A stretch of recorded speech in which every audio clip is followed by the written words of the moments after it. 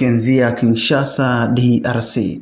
Utafiti uliofanywa na wataalamu wa shirika la afya duniani WHO na chuo cha Imperial unakadiria idadi ya visa kuwa mara 2 hadi mara 5 zaidi kuliko takwimu za hivi sasa. Utafiti uliochapishwa Mei 18 na chuo cha Imperial London kwa ushirikiano na shirika la afya duniani unakadiria kuwa mlipuko wa virusi vya Ebola vya Bundibugyo nchini DRC ni mkubwa zaidi kuliko takwimu rasmi zinavyoonyesha. Mnamo Mei 19, waziri wa afya wa Kongo Roger Kamba aliripoti wagonjwa 543 wanaoshukiwa kuambukizwa virusi hivyo na vifo 136. Kufikia Mei 16, tarehe ya msingi ya utafiti, mamlaka iliripoti wagonjwa 336 wanaoshukiwa kuambukizwa virusi vya Ebola vya Bundibugyo na vifo 88. WHO tayari inashuku mlipuko huo kusababisha vifo 139 kati ya wagonjwa 600 wanaoshukiwa kuambukizwa na virusi hivyo kwa ujumla. Kulingana na utafiti huo, idadi halisi ya watu wanaoambukizwa ni kati ya 400 na 800 na inaweza kuzidi hata watu 1000. Taifa la Marekani limeainisha jimbo la Ituri katika kiwango cha 4 watu kutosafiri kutoka mkoa mmoja kwenda mkoa mwingine au kwenda maeneo mengine ya nchi au hata nchi jirani. Hali ilivyokuwa kufikia jana tangu kuchapishwa kwa utafiti huo, takwimu zimeendelea kubadilika kwa kasi.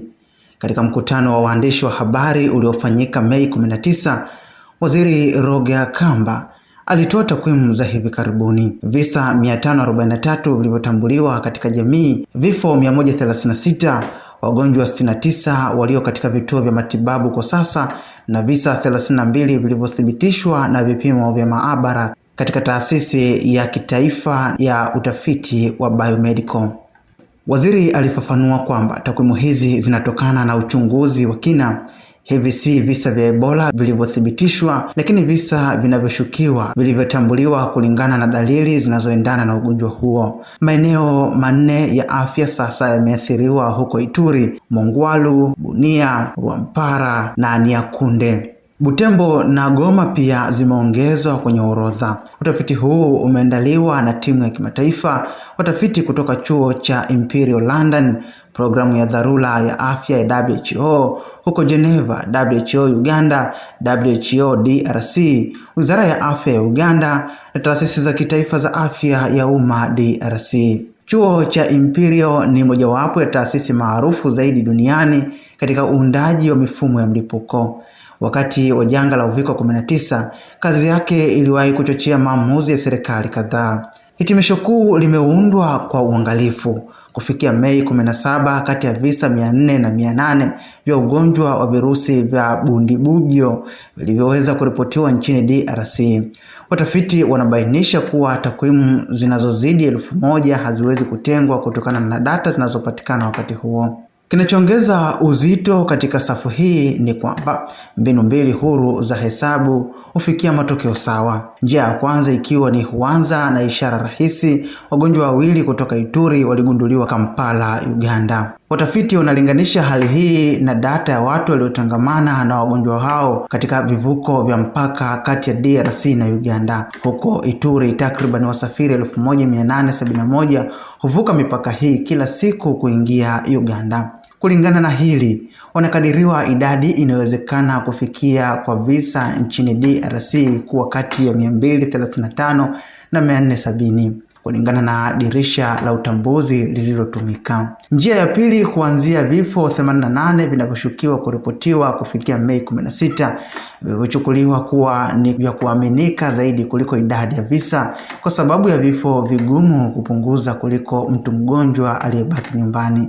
Kwa kutumia kile kilichojulikana kutokana na mlipuko 2 iliyopita virusi vya Bundibugyo, unapatikana kati ya visa 400 na zaidi ya 1000 kulingana na kiwango kinachodhaniwa cha kuenea kwa mlipuko huo. Mbinu zote 2 zinafikia hitimisho moja: kutogunduliwa kwa kiwango kikubwa. Jibu linaandaliwa ili kukabiliana na mlipuko wa virusi vya Ebola ambao unaendelea kuathiri maeneo kadhaa mashariki mwa DRC kwa siku kadhaa. Kitovu cha mlipuko huo ni Ituri, Bunia na katika vituo kadhaa vya afya katika mkoa huo. Huko Kinshasa, mkutano usio wa kawaida wa baraza la mawaziri uliitishwa siku ya Jumatano ya Mei 20. Shehena kadhaa za vifaa vimewasili Bunia kutoka shirika la afya duniani WHO, shirika la Umoja wa Mataifa la mpango wa chakula duniani WFP na UNICEF pamoja na shirika la madaktari wasio na mipaka MSF, ambazo sasa zinahitaji kupelekwa katika eneo hili ambalo linaripotiwa uhaba wa vifaa mbalimbali na kukabiliana na ugonjwa huo hatari. Vituo vya matibabu ya Ebola vitaanzishwa na MSF na Alima.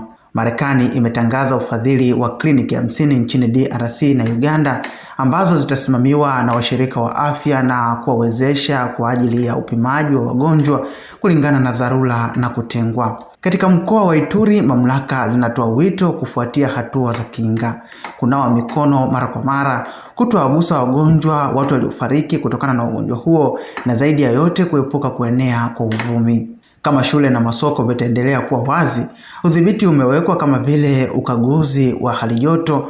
Timu za afya za mikoa pia zinajaribu kutambua na kupambana maeneo ya kuingia na kutoka katika mkoa ambao vituo vya ukaguzi vitaanzishwa ili kupunguza kuenea kwa virusi hivyo. WHO ilifanya mkutano na waandishi wa habari siku ya Jumatano asubuhi ambapo ilitathmini athari za ugonjwa huo kuwa juu katika ngazi ya kitaifa na kikanda na chini katika ngazi ya kimataifa.